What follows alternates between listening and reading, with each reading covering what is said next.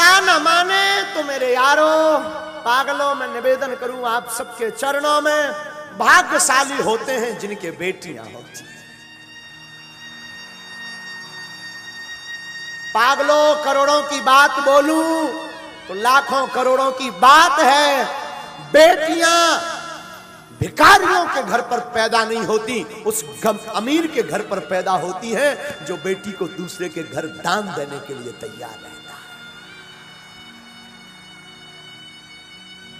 बेटियां भिखारियों की संपत्ति नहीं है, बेटियां अमीरों की संपत्ति है।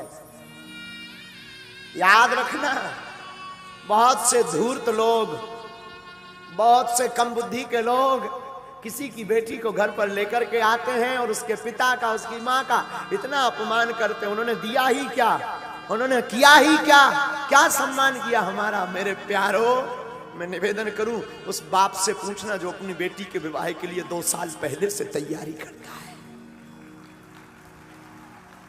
रात और दिन एक कर देता है। वो पिता अपनी बेटी के लिए एक एक कपड़ा, एक एक वस्त्र, एक एक भोजन का सामान, एक एक बर्तन संजो करके रखता है कि बारात आएगी ताकि किसी को कोई असुविधा ना हो। और तुम एक रात में जाकर के पूरे कार्यक्रम को तहस नहस करके आ जाते हो और उसी बाप की 2 साल की मेहनत को 2 शब्द कह करके तुम पानी में बहा देते हो।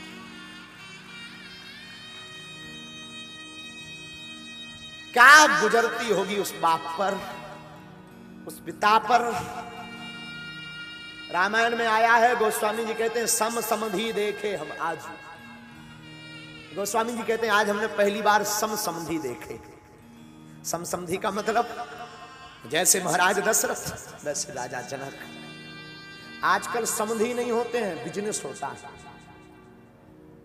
बेटियों को बेचा जाता है, पुत्रों को बेचा जाता है। दहेज लेना पाप नहीं है, पर मुंह मांग करके दहेज लेना महापाप है।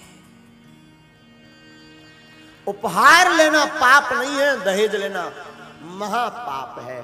मैं निवेदन करूंगा व्यासपीठ से, किसी बाप को कुछ देने को नहीं होता, 1 रुपया नहीं होता, उस बाप के दिल से पूछो जिसके घर पर